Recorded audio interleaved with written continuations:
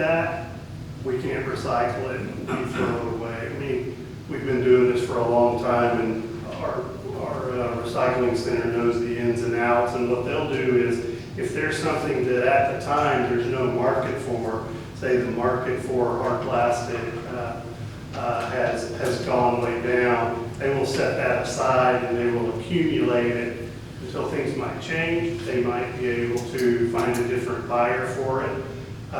So hopefully we do find a home for it. There are times where you're right. The best thing is to put it in the landfill. And again, just to clarify, I know people hate to hear those words that it goes to the landfill. In Texas, we have a lot of landfill airspace. We do not have a problem in this part of the country or this part of the world where we have diminishing amounts of landfill airspace, and we're getting to a point where we need to try to get new landfills or expand landfills. We have a lot of room in Texas. It is harder to get permits for landfill airspace now than it used to be, but where this is a real problem is on the West Coast, especially the northwest part of the country, and then the northeast part of the country. New York City, Boston, those areas have very, very limited landfill airspace. Now, I don't mean to sound like we shouldn't worry about it, because we should. There is a finite amount of landfill airspace, even in Texas. What I'm trying to say is it's not a huge pressing problem for us at this time. It still needs to be addressed.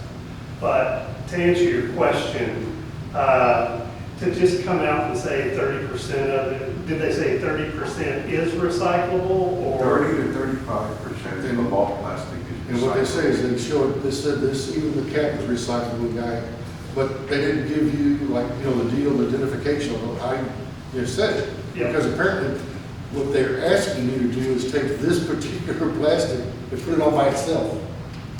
And it doesn't make sense. And I need to look for that ad, but it sounds a little bit irresponsible to me to just come out and say 30%, because that number could change every month, just depending on the markets and who needs what. There's a whole network out there of mills who they're constantly putting out, we need this grade of plastic. If you have it, please send it to us, we'll pay a premium for it.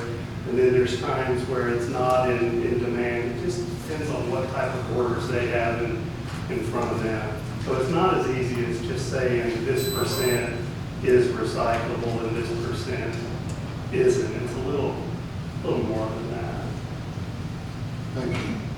And just briefly, can you go over glass? Because again, even though you've covered glass, Yep. people still don't understand, especially now, with all the wine bottles and liquor bottles from the pandemic. They're storing them. We just wanted to say, and sales are up. And man, you people can drink. I've taken a little bit. I'm not judging. No, I'll be happy to cover that. Glass is completely recyclable. However, glass is heavy, and we don't have a facility in the central part of the state that recycles glass. If we did, it would be great, and we could fill them with orders starting tomorrow. The nearest facility is in Itasca, Texas, which is right south of Fort Worth, kind of between Fort Worth and Hillsborough. So glass at its core is silica, which is sand, which is one of the most common substances found on the planet. So it's not anything that there's no need for it out there. There's no demand for it because it's so common. The technology is there to recycle it, but because it's sand at its essence, it doesn't have a lot of value to it. So if we had a facility in or around San Antonio where we could take it, it would be great. very heavy, we have to transport it up to south of Fort Worth. And by the time we do that, for something that has very little value to start with, you know, it's worth about $4 a ton. And to ship it up there, it's a lot more than that. So if there's So any. yes, it's recyclable, but they do not recycle because of the distance where the glass recycling issue It's is. cost prohibitive for us. And when it goes in, like we're gonna do when it goes in the landfill, when it goes in the landfill, there is a machine, they just keep backing up to make it.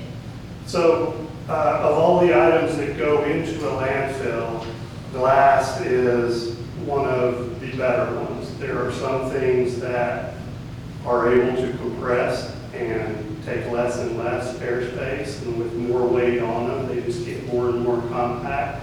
And there's some items like a couch or a mattress that will compact a little bit, but as soon as it's given any leeway, it expands right back out. Glass crushes down, and at the end, it becomes sand again, which filters down into the landfill.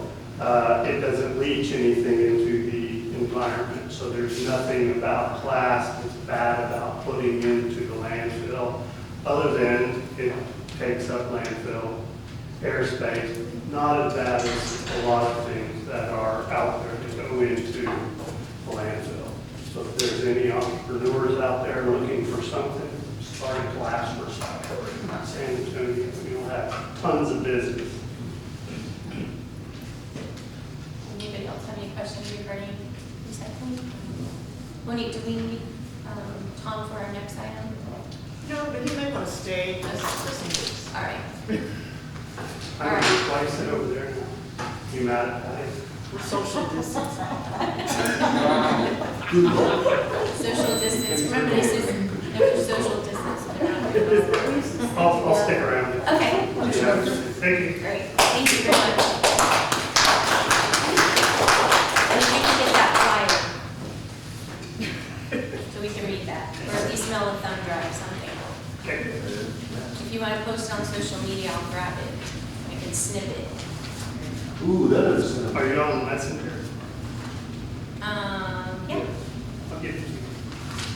well, on, not my phone or anything, but yeah, if you can put it there, I can get it there. All right, let us go now to item 8H, discussion and direction. This is, that we are not acting on anything, we're not approving anything, we're just discussing it. Discussion and direction on ordinance number O-2016-783, an ordinance repealing all ordinances relating to solid waste collection and awarding a contract for waste collection and awarding a contract for solid waste collection and disposal and recycle services within the city of Kirby and authorizing the mayor to execute the contract. We have to do the agenda item the way that it's written in that ordinance. So again, we are not voting on the ordinance. We're not awarding contracts or anything like that. This is just so that we can discuss that ordinance. There was, in the ordinance, there were several, a couple of things to, as far as the date, the time. Correct, and so you should Because have there's a hard copy there of ordinance. Yeah, there's an 8:30. 2018-832. And Yes. that was just an amendment to this other ordinance that's in the packet. And the And so- reason, the background for that was the reason, because when 2016-783 went in, the times dropped out. And then, so in 2018, the times got put back in. The reason being is because there were a lot of complaints that receptacles were left in the street, out for days, and our code enforcement officer couldn't do anything about them. Because when it was done in 2016, and inadvertently, the times dropped out. So people were wondering where that 8 p.m., where that 10 p.m., that was actually from the original ordinance that happened. So in 2018, it was just added back as previously written before 2016 for those times. But again, I personally think 8 p.m. is late to have to drag your receptacle there. So that was one of the things that we talked about. However, because ordinances are so expensive to just tweak a little bit here, tweak a little bit there, and keep sending it, we were trying to wait until we had all the pieces together, so if we did an ordinance change, that we could do it all at one time and not just piecemeal and continue costing, incurring costs in that. So, right now it says, refuse and recycle containers for residential solid waste collection shall be put out for collection not earlier than 8 on the night immediately preceding collection days and shall be retrieved not later than 10 p.m. on collection days. There's also in here about the placement of the receptacles. We know that with Tom's visits before, this says curbside, but Tom had mentioned because of the arms and different things that it worked better if the receptacle was pushed to the street with the back wheels slightly touching the curb and then at least spread apart so that the arms would be able to grasp the receptacles firmly. So there was always confusion when I would share, hey, put it on the street wheels, but because the ordinance, people were concerned, I'm going to get a ticket because the ordinance says curbside. So those are just some inconsistencies that I just think that we need to address, just so that we can have a fluid ordinance that doesn't go against anything and that actually helps people not having to wait till 8 p.m. to put their receptacles down at the end of the street or to the street. 8 p.m. being the day before. Correct, so like Wednesday night, so last night, technically according to this, and again, with ordinance, it's common sense. If it was there on Monday, it might be a problem. If it was there at 5:30 on Wednesday night, I don't think it's an issue. But the time had to be in there because when our code enforcement officer was getting complaints, there was 0 that she could do at all because the times weren't in there. So there was no direction for her at all to do anything. So I just think as a collective group, 6 p.m., 5 p.m., whatever. I just personally think 8 p.m. is way too late to have to wait.